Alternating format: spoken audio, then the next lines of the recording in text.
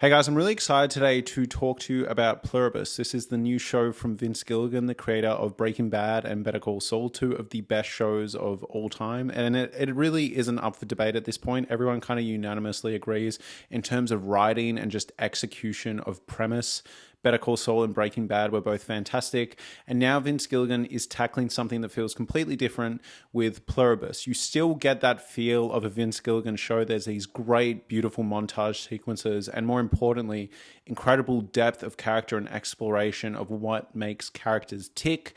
So you can really feel that Vince Gilligan DNA, but I do appreciate that in its concept, in its execution, and in its premise, this show does feel quite different. Ultimately, while this is a science fiction show in theory, I also find this an incredibly compelling character study. So for those of you who don't know anything about the show, my actual strong recommendation is go into this show blind. 20, 30 minutes in, you're going to find out what this show is about, the exciting sort of dystopian science fiction hook, and watching it kind of unfold and explode in real time is genuinely really exciting. And going into this show, just seeing the poster and just knowing it had a sort of dystopian off-kilter feel, and then watching the show and seeing what the show is actually about was incredibly exciting. And ideally, you are going into this as blind as possible so you get to follow the character on this journey, navigating this insane situation. So my advice would be go in knowing nothing, because what you're going to get for the most part is a fantastic, grounded character study navigating an impossible to comprehend situation, and it's just absolutely riveting.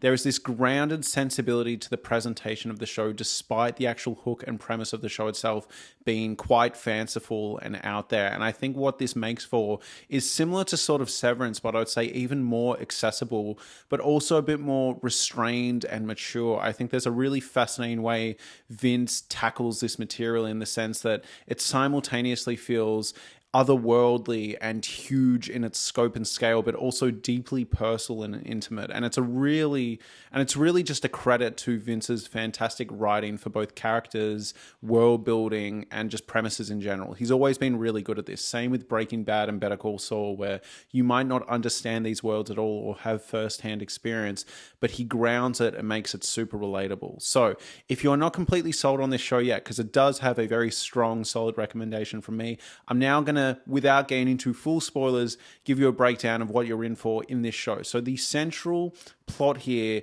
is that scientists discover this kind of genetic code from space and then emulate it in a lab or replicate it in a lab with rats. And as a result, you have a 28 days later sort of vibe thing where this virus leaks out from these rats biting a scientist. I think it was a rat. And then from there, this virus spreads. And the virus seems to be, according to the plot, the virus is happiness. But the virus essentially creates a hive mind, all right? It means every single person on the planet pretty much is part of the same collective consciousness. And they all low-key act like ChatGPT. Now, Vince has talked about the fact that this show is somewhat alluding to AI, and he has also talked about his skepticism of AI. It's a very easy comparison to make. The way this hive mind sort of talks to Carol, Carol is one of the only people that's immune in this show. So the whole world is part of this hive mind where they all think the same, feel the same, share the same memories, but they don't feel the same memories and emotions. And that's an important distinction. And I think that's the biggest parallel to AI. Like, it's kind of funny watching Carol talk to these people that are so over the top people pleasy and can't really express a real emotion. The only emotions it seems they have are ones that the hive mind decide they can have, but even those don't feel right. You know, occasionally they'll be seen crying as a collective consciousness, and it isn't right. It kind of reminds you of when the characters from Get Out cry when they're brainwashed or in the sunken place. Something isn't quite right. I will also say, like, yes, there is a central science fiction thing here of like, oh, everyone around me is different and I am here, but it also seems to function as this allegory about like how it feels if you're going through depression or you just don't connect with people properly, how everyone else feels alien to you, you know, how alienated you feel. I think what the show does really well is kind of dialing in and turning up this sense of isolation and alienation people feel sometimes and almost displaying it on this visual level. Yes, that is thematically speaking. There is a science fiction reason in the text, but I find that thematically really compelling. And I'm really interested in the psychology of this hive mind. I think what this show pulls off early on is the hive mind as a whole, the entire planet essentially, the entire human population feels like a single character.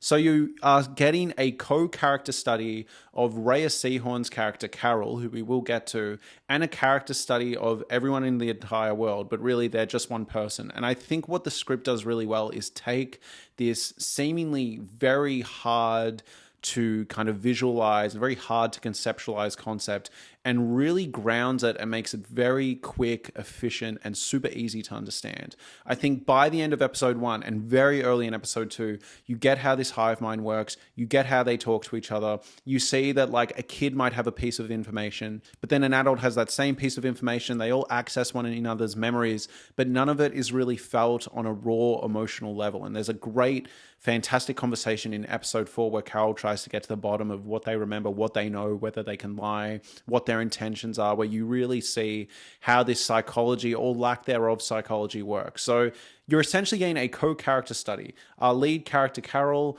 and the hive mind. So let's talk about Carol, played by Rhea Seehorn. This is a woman who is essentially experiencing the end of days, all right? The process of this hive mind first turning on results in a bunch of people passing away around her, a bunch of people passing out, a bunch of essentially glitches in people happening all around her, and then watching them all wake back up and become this hive mind. It feels like a zombie apocalypse movie. It feels like, day zero of these sort of movies. But as it goes on, it becomes this really fascinating push and pull with her character, right? I've heard a lot of people say online that she's an unlikable character, and I do take this with a grain of salt because I remember how Breaking Bad fans treated Skylar White. So I am sort of like, I don't know how much I'm going to lean into this, because it is a question worth asking. If this was a character played by, say, John Malkovich, who was crotchety and even before the hive mind didn't particularly connect with people or like people and had this sort of like misanthropic, nihilistic attitude, would we be finding John Malkovich as unlikable? Or is it because we're not used to seeing a woman in this sort of role? Like, I genuinely do wonder that, because ultimately I don't think she's particularly unlikable. And when she is unlikable, I think it's entirely intentional. There are plot reveals and things she does where, objectively speaking, you are meant to be like, oh, that was a little unlikable. And I think what the show is playing with, which is really fascinating, is this idea of her controlling her emotions to keep the hive mind happy and keep the hive mind safe, and whether that is ultimately a good thing or whether she should lean into these emotions. She is having very valid emotional responses, but the beauty of the writing of this show is it almost makes you question whether her emotions are too much, and they're not. Like, when you actually take a step back and go look at what she's experiencing, they're very much not. She's having a very normal response to this situation, but very early on you find out that the hive mind doesn't handle negative emotions well. The hive mind feels like a toxic positivity mind virus almost. You get what I mean? It feels like everyone around you has turned into this weird chat GPT version of Ted Lasso. Like, don't worry about it. Don't even sweat about anything. We're just a happy, fun society. It's actually very similar. This is a rogue, insane reference. But if any of you have seen the Futurama movie, Beast with a Billion Backs, where this giant alien tentacle creature pokes its tentacles into every single person, and then they share a hive mind. And then later on in that movie, it separates and it dates everyone on the planet. So very similar sort of premise. But the reason I say all this is Carol, played by Rhea Seehorn, does actually find out at a certain point that, like, oh, if I crack it at them hard enough and one of them has like an intense emotional response and shuts down, all of them shut down, all of them cry, all of them feel that pain. It's a massive oomph, all right? If you kind of emotionally cripple one of them, the entire planet gets emotionally crippled. And that's a huge power to have. And the show kind of really wrestles with whether she's been irresponsible by actually saying what she feels and telling them off or taking over the planet. And you're sitting there and occasionally you actually feel like, oh, take it easy. Like they're just this nice hive mind. And you go, wait, I'm part of the problem. I think that's what the biggest strength of this show is it almost feels like it's gaslighting and manipulating you. Like, as an audience member, you're watching this person have a very understandable reaction to this situation, being like, whoa, chill, you're going to hurt everyone. And it's like, why am I on the hive mind side? It's really, really well executed. But I think the reason it's well executed is because visually they show the stakes of when she doesn't engage with the hive mind correctly or engage with the hive mind well. Now, I will say, I think where this show's biggest strengths lie, and this might be a hot take, is less so in the actual mechanics of how this science fiction premise works. I was actually really happy for the only explanation we get to be there was a genetic code in space that scientists replicated, and that's it. I was really happy with like no explanation at all moving forward, and we just watched this hive mind work and Carol as this lone survivor essentially work against them. Because I think there is a really interesting character study here about someone who, even before this whole thing went off, even before this whole hive mind exploded, kind of felt disconnected to humanity. Very early on, we see that she doesn't connect with her fan base. She sees them as kind of idiots that only want cheap romance, smut, and aren't interested or wouldn't be interested in the powerful, deep, insightful writing she is capable of. And I think it's interesting because you are sitting there being like, oh wow, her fan base does seem like a bunch of morons. But at the same time, you also sit there and you're like, hey, you're being a little harsh. Like they pay your bills and they're really happy with this thing you've created. And what I find most interesting is very quickly you get the vibe that this is kind of how she would act whether or not the rest of the world was a hive mind. And it almost feels like what the show is suggesting is she kind of saw most of society as a bunch of morons and felt disconnected from them before this happened. So as a result, this show almost has this weird Twilight Zone mixed with like a mean-spirited existential crisis movie or something. It almost feels like Charlie Kaufman, where it's like the most miserable person on the planet. I know this was a log line, but it's like the most miserable person on the planet, right? This person that does not like people at their core, you know, almost this Daniel Plainview, There Will Be Blood sort of character, is now forced to be around everyone with their toxic positivity turned up to 12. And I think what it brings out of her character and what it brings out of the hive mind and this like clash of tonality and this clash of how they see the world is super fascinating. And in saying that, the hive mind makes for a really fascinating character as well, because low-key, the situation does kind of seem all right at times. Like, it is incredibly horrific. Like, everyone's now been brainwashed and maybe they're in the sunken place. You know, maybe there's a twist that it is like Get Out and like the actual old consciousness is in there somewhere trapped and it's mortifying. But as it stands, you're kind of like, okay, they say to Carol that she can have anything she wants and they're trying to make her stay as happy as possible until they can eventually figure out how to bring her into the hive mind. And as it stands, the hive mind seems peaceful and pleasant for the most part. And it's a really horrifying, strange concept. And it leans into, I'm not going to spoil anything, but if you've seen Begonia and you know how Begonia ends, it almost leans into that same feeling of, am I meant to be happy or sad? Or how am I meant to feel about this? It almost feels like a Rorschach test. And I'm finding all of this stuff really interesting. So I've tried to beat around the bush and give you a bit of insight into the premise without fully spoiling things and getting into the nitty gritty. We're going to get into a full-on spoiler chat. So overall, do check out this show. I do have some notes, but the notes are kind of related to spoilers. So we'll need to talk about that in the spoiler section. And we're going to go through every episode. So before we get into spoilers, 3, 2, 1. If you're enjoying this video, please consider getting a membership to this channel for the cost of a cup of coffee a month. You get access to a podcast where I talk about every single show I'm watching, every single movie I'm watching, new, old, off the shelf there, at cinemas that doesn't get covered on the channel, just pretty much everything I'm watching. You get to hear me talk about in kind of this like unfiltered yap session. Please consider it. Again, it's only like the cost of a cup of coffee a month. That's every week or every fortnight. I talk about all the stuff I'm watching. Now, let's go episode 1 to 5. So the first episode, this is the one where the radio signal leaks. We learn a lot about Carol in this episode. Again, she has like this disdain for her fan base. I also found her interactions with her girlfriend or her partner really interesting. I found both of them kind of a little cold and curt at one another, and I think it's really well done the way this kind of hive mind event initially happens, because even though there's some tension there, like none of it's resolved, you know, and you really sit in that tension between them.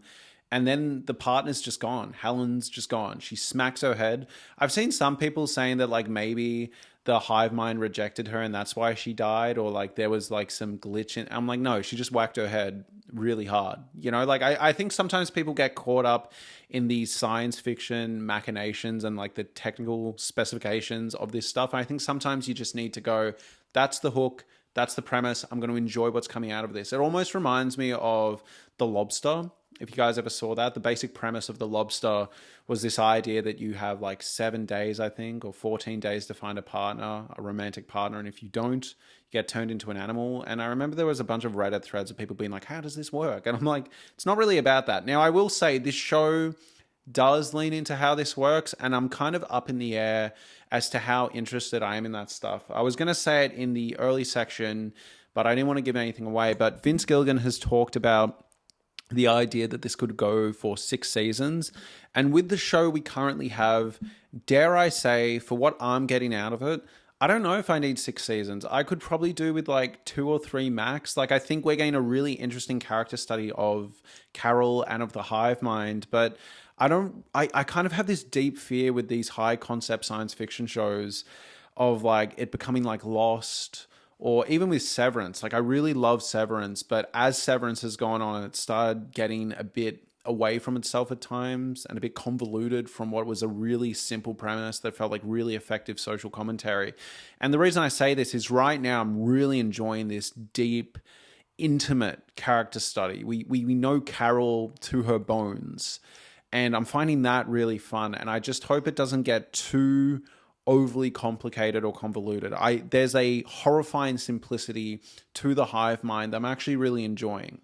And right now, all these revelations about what they can and can't do, what their powers are, how they function, are right there. They're right in that sweet spot. You know, when you find out that they're only drinking milk, and then you find out that the milk isn't even really milk, it's this oily water liquidy substance. That's really fascinating to me. But do I want this show running away from itself and getting really convoluted? And like, I don't know, maybe they're talking about interplanetary, like, I don't know. You know what I mean? I'm kind of just enjoying being in the pocket, being in this real-time show where every episode is a little more development. So when I hear the idea for 6 seasons, I almost hope it doesn't go too big. I hope it keeps this tight, focused narrative. So that's not really a knock on the show. I'm just stating my preference and what I'm really connecting with, which is almost what we learn about Carol in this crazy situation, you know? Like, it's interesting with Carol as a character because you almost do get a sense that there's some relief here. You've never really heard her mourn her parents or anyone else aside from Helen. So that does seem to suggest that she was a deeply lonely, isolated woman earlier, and that's why she isn't having the craziest reaction in the world. Like, she almost seems annoyed with the hive mind out of principle. You know, maybe not the way you and I would be mortified, because I'd be like, oh my God, my friends, I was going to see these people next week. My entire bloodline, everyone I talk to on YouTube, it's all gone. Whereas she doesn't seem to care that her fans are gone at all. Her career's gone, her family, like, she cares about Helen. And even like, 3 or 4 days later, she's talking about how fuckable Zosha is. So it's sort of like, you know, she's a really fascinating character, and I'm really enjoying that vibe. You know, again, it feels like Carol has had her own personal hell created for her. And again, I don't mind the science fiction concepts, and I'm sure we're going to get more about it. Like, I can't see this season ending in a fascinating, exciting way without there being some interesting revelation about their motivation or what they're doing here. But in saying that, I would like if the focus from the fandom and Vince still stays locked into this character stuff, because I'm one of the few people that thought Breaking Bad was at its best when it was watching this family unit crumble because of Walter. And when it got into the neo-Nazi stuff towards the end, I did think it got away from itself just slightly before bringing it back home for an excellent closure. And so I'm really hoping with this show, they keep this like really interesting type focus. But yeah, episode 1, the way that apocalyptic event situation was executed was just so well done. Some really horrifying visuals. And also, I really appreciate the writing. A lot of times I think the writing has resisted having, dare I say, normie writing. I don't know how else to say this, but it's resisted the temptation to have that Netflixified, we're going to explain everything that's going on very clearly in case you're on your phone. Like, I really appreciate the count up, the count down. I saw someone on TikTok being like, oh, I just realized I have to pay attention to the timers now because sometimes they're going up and sometimes they're going down. I'm like, yeah, did you want like a personal, you know, did you want Vince Gilligan to pop up in the corner and be like, oi, you, on your phone, make sure you pay? Like, I don't know, man. Like, I appreciate a show that's mature in its storytelling. And truthfully, like, people have been asking why I don't cover shows as much on this channel. I think it's because a lot of it's been infantilized, goo goo gaga baby brain. Like, I'm actually really happy that we have a show that is, for the most part, handling its material with the maturity it deserves. So when she was running around, I appreciate she wasn't being like, oh my God, what's happening? Are you frozen? Like, I thought she was having, frankly, the response I would have where you're like, I'm just going to get in a car. What is going on? Really, really enjoyed that. And you do get a sense that she is quite resourceful when she wants to be. You know, she got Helen's body in the back of the truck, and there's stuff like that. Really well done. I also, yes, like, we have to talk about the montage porn that is pulled off here, because that incredible sequence where they're spreading the virus and you're just watching this virus get spread by kissing, and then the whole montage where they're going like, and into the, like, all of that was awesome. Really well executed, really exciting stuff. You know, and I love when you first get a sense of how the hive mind works, when you kind of see the kids show up and go, oh, Carol, there's like a key just under the rock. And later you learn it's because they have access to everyone's memories, including Helen's memories. Really good stuff, really exciting storytelling. And truthfully, I'm a massive horror and science fiction fan. Again, I mostly like horror and sci-fi for kind of these elevated, fascinating sort of like character studies and thematic studies more than I enjoy. You know, I feel like a lot of people agree. Like, when you get explanations in horror movies, you're normally like, oh, I like when that was vague. But I will say, the reason I say this is because I don't often actually find stuff that scares me conceptually anymore. And when it wasn't the president, but it was this like government official was on the TV talking directly to Carol and was like, oh, you know, we'll figure it out, and then eventually, you know, you'll join us. I found it really conceptually horrifying. Like, I was actually like, fuck, like, this is huge. This is big. Episode 2, they really start cooking. You start getting a sense of how this hive mind works. I think this is the one where they fill up the grocery store. You get this incredible montage where she goes to the grocery store and she's like, where's my groceries? I want a grocery store. This gets into the idea that the hive mind will do anything to keep Carol happy while they are kind of like waiting for her and figuring out the transition. So you get this incredible sequence where you see how efficient the hive mind is, and they fill up this grocery store. Really effective, really exciting stuff. You also meet Zasha, and she is an individual, but not really, right? They've picked someone who looks like the kind of hot guy that was on Carol's books. They've sent a female version over because they knew that she was hiding her queer identity through her writing. So they're like, okay, we assume that's what you find attractive in people. We're going to apply to a woman, send it over.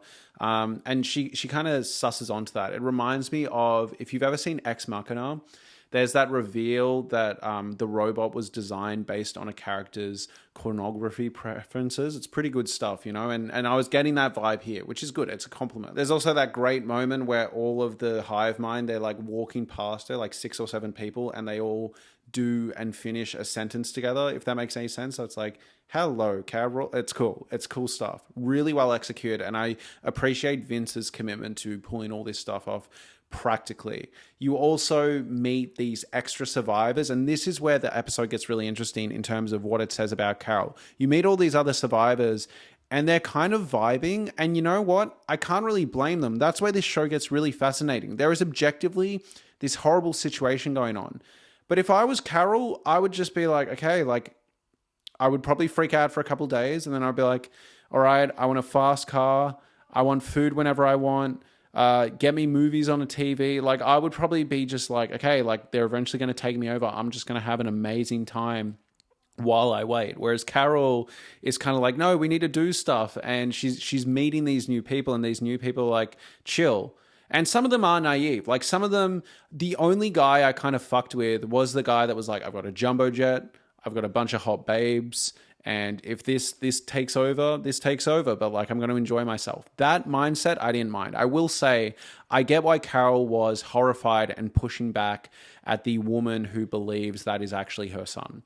And Carol starts going like, oh, you know, your son probably knows how to be a gynecologist, and asks the son's preferences on how to do a certain procedure or checkup. And the mum's horrified. And that's someone who does need their kind of worldview shattered. You know what I mean? That's someone who is being really naive, really silly.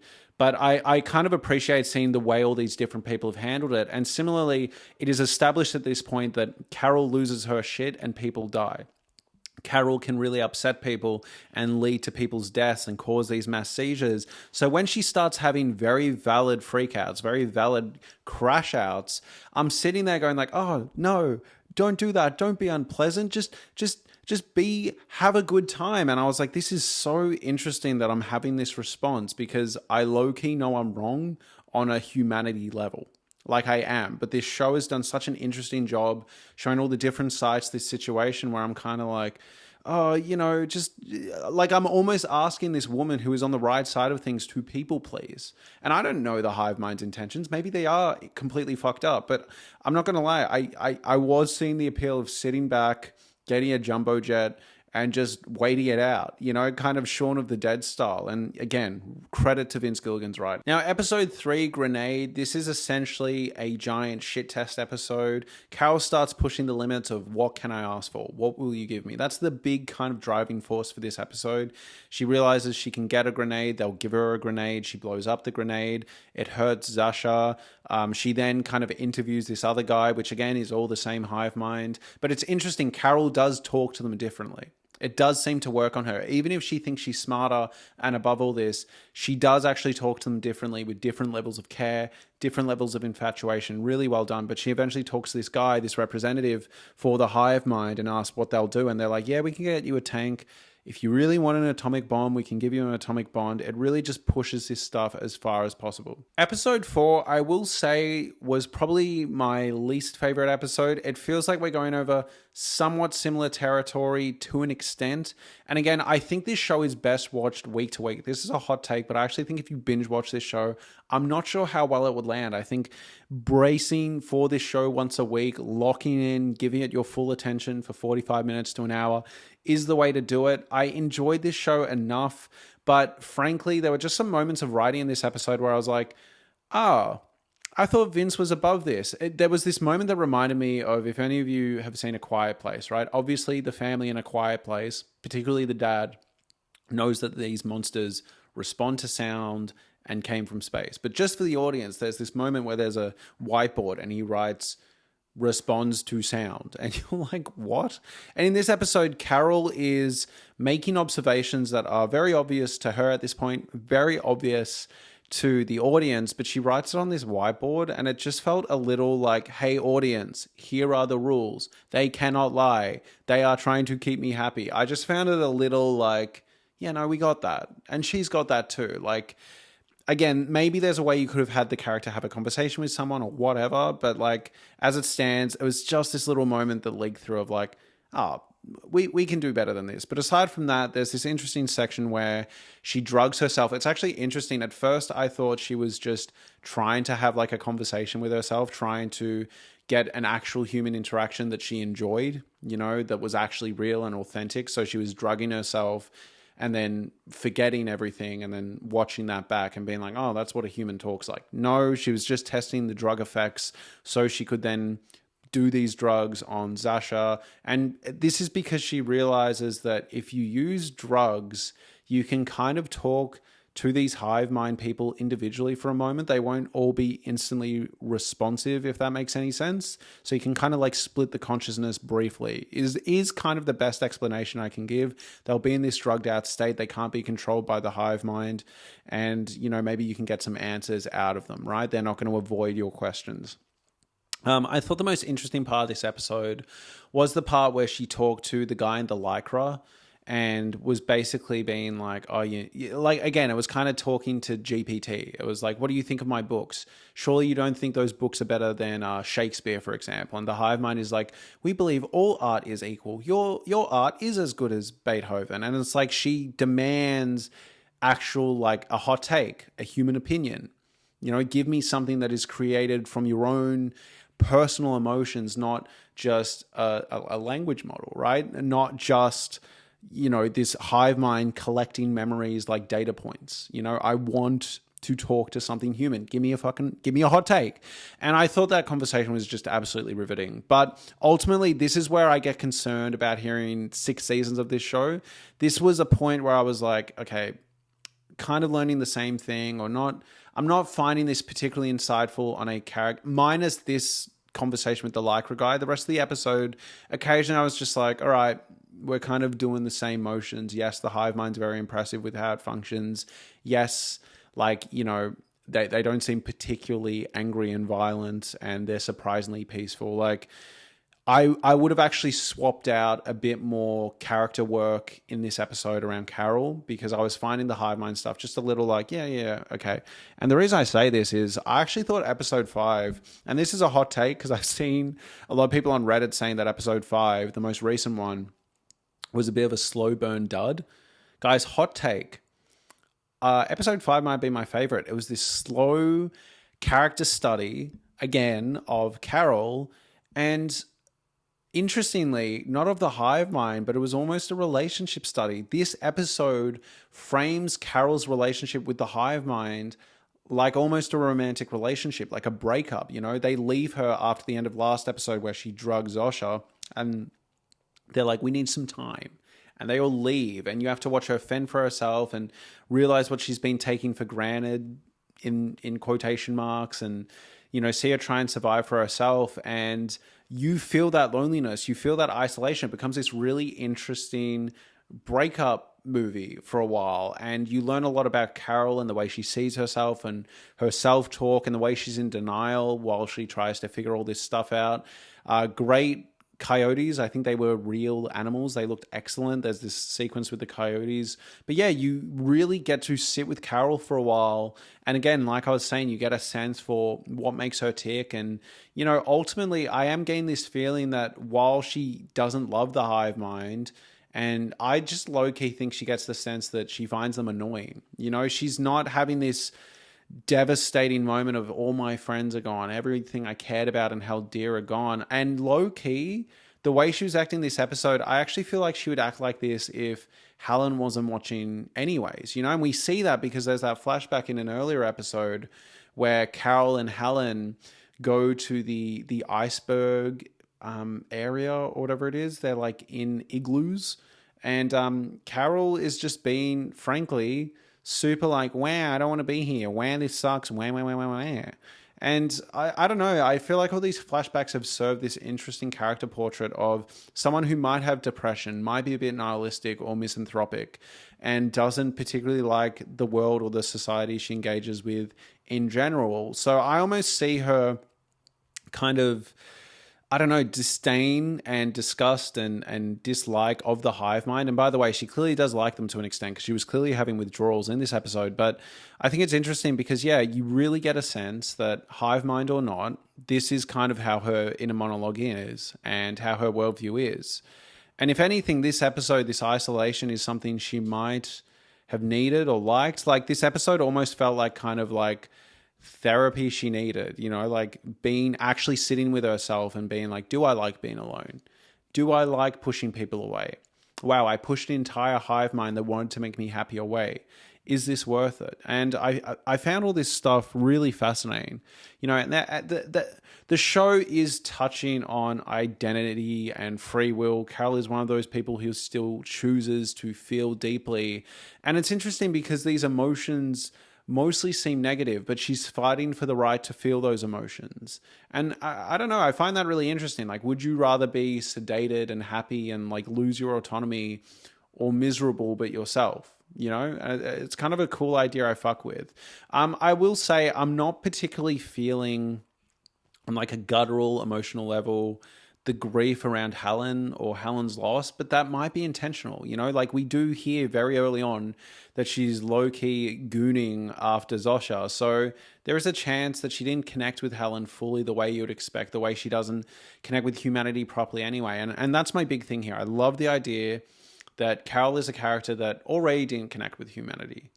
You know, so even though she's in this situation, I think the way she's going about it and the way she's emotionally responding to it is infinitely fascinating. And I'm hoping that as we learn more about her as a character, her flashbacks, her past, this stuff all starts beefing out. I will say I'm someone who leans towards, I want a bit of explanation, just enough to get me through, but I still want some stuff vague for now. You know, I'm not super obsessed with the mystery because I feel like the hive mind is quite transparent. So right now, I'm more just interested in watching this situation kind of not exacerbate, but explore Carol's psyche for a while, you know?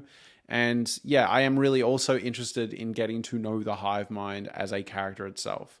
In terms of high concept science fiction explanations, I'd prefer if they keep it simple for now. You know, I think there's a lot of groundwork to do with the character stuff. But very curious, really well done show, absolute must watch. I'm feeling an 8 to a 9 out of 10 so far. And this could go up depending on how season 1 ends, how certain questions are answered, and where it goes. These are kind of not as much criticism as much as they are, okay, depending where this show goes will determine how I feel about certain plot elements and stuff being explored. Thank you so much for watching, everyone. Please like, comment, and subscribe, and please consider gaining a membership to the channel like I mentioned before. Thank you so much, and have a lovely day.